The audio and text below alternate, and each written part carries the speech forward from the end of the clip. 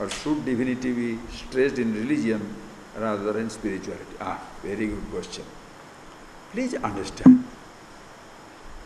This type of question comes because we have somehow, like an osmosis, we have somehow sucked in, collected this idea, sort of soaked that idea into us that God is somewhere. So should the God be left alone? Or should the God be brought into this knowledge? That is because of this type of wrong idea. Whereas when you understand about yourself, who has written this question, obviously you have not attended our beginners classes.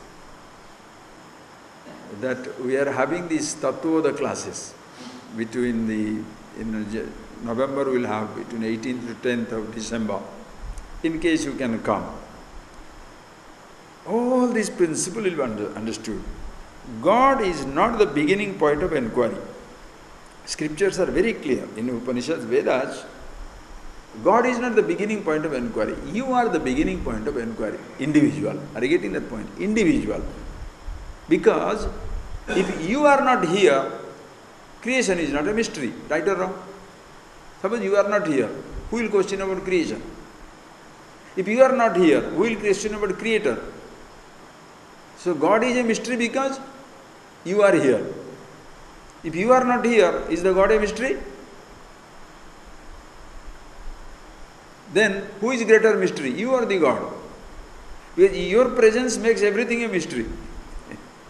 So shall we begin with God or shall we begin with yourself? Shall we begin with the unknown or begin with the known you, because of whose presence everything is become a mystery? So you start with yourself. When you start with yourself, and you really go from your physical body to your thoughts, to yourself, who you are, in a micro way, later on you cannot escape the macro, the totality, the infinity. Ishvara comes in. Doesn't come as a separate entity sitting down somewhere. As I told you, in the physical body, as even there are cells which are inseparable part of the body. The way it becomes inseparable part of the ocean, every individual is an inseparable part of the total. Call it God, divine, absolute, whatever you like. Therefore, you can't escape being the divine. It's such a beautiful thing. Because we have been fed, God in heaven created this and all that stuff, and we have, like an osmosis process, we have soaked in that. That idea, it is like a free radical. It's moving all over the world. So we pick up this idea. But once you see the reality for yourself as to who you are, Ishvara is the part of life. And therefore celebrations. Every celebration, everything is so beautiful. One simple example, then after that we shall go to the other question. There was one gentleman who was coming to our classes. He was a CEO, managing director of a big company. And then he was attending the classes regularly. And one day he had exactly asked me the same question. Swamiji, is a God needed? And when he listened to my classes, especially everything in the beginning classes, so much of emphasis on happiness, self, absolute. In the first few classes, if you listen and drop out, you shall think the whole Shastra is iconoclastic. I am an atheist, there is no God is needed and all that stuff. Anyway, so later on, so he was very curious to know, Swamiji, is there a God or something? I said, yes, first you are starting now, wait for some time. Then of course when he understood, there is a different thing. But before that one day, he told me why the God is required. Then I told him. One day he asked me to come to his office. So as you go into his office, naturally he is the big boy. So the moment the car went there, two guards are running to the car. One opening the door, another was stopping the other vehicles to come into the office. Big boss, big boy coming now. So he comes in, just to open the door, one boy. Then he walks in, near the door one fellow. Then he goes there, the receptionist, good morning sir. Then there is some ordinary, some lower set of lower level karmacharis or workers, officials. Good morning, sir. Good morning, sir. Good morning, sir. Then he goes there. As he goes to the second, third, fourth floor, all the top bosses are there. They are also coming, sir. Good morning, sir. Somebody is doing like this, somebody is doing like that. Everybody, good morning, good morning, good morning. So this man has to, yes, yes, yes, like that goes. I am also following along with him. Of course, he is walking, we are walking together like that. Then I go there. And in between everybody will also, good morning, then, because I am there, no. So naturally. So it was very nice. So we went there. It took some 5-10 minutes before we reached his chamber. Huge chamber. Then I said, this is the time. I said, look, you now coming in. When you are coming in, you know what happened? When you get down from your home to your car, driver salutes. Then on your gate, the guard salutes. Then come to the office, again the same process goes on.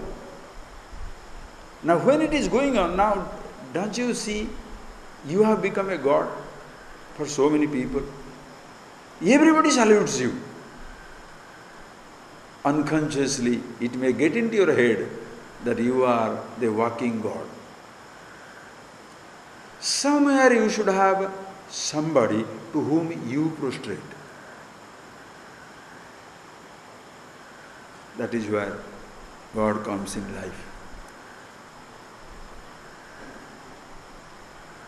You are a tiny little individual, educated, accomplished, own something, but don't play God. Everybody looks up to you. That is why life on the top is so lonely. Because everybody looks up to you, to whom you look up to. You become so lonely. If you tell them that you have a problem, nobody will believe you. Because you are the boss. You are the millionaire. You are the billionaire actor. You are the billionaire sports person or movie person. So people at the top are so lonely, they cry alone. Totally miserable. So when you understand about yourself and no more live in the cocoon of a role, big or small, it's like cutting that cocoon and walking out. You see, God alone is existing, all pervasive. When everybody prostrates you, you know it goes to Him. Or else, just like the CEO can go crazy, sadhus also can go crazy. Because of the fancy dress, everybody starts touching your feet. So you think you have arrived. Then after some time you started demanding. These people don't know when I am walking down, nobody gets up. Nobody tells me, Hari Om. People don't know how to respect sadhus. True.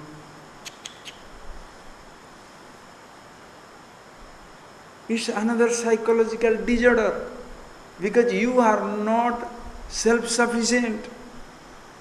Your importance depends upon other people pulling your leg, touching your leg. You understand?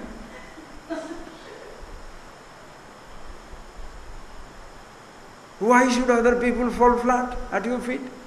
Why should? If they feel, they fall, that's fine. Don't, doesn't matter. Why the person is falling? Then suppose tomorrow he sees you, you have gone to eat some food in a hotel, or you are watching a movie, I am falling flat at his feet, and this fellow is eating the chocolate. So you have to pay the price for him to fall at your feet. You should not eat chocolate. Ridiculous.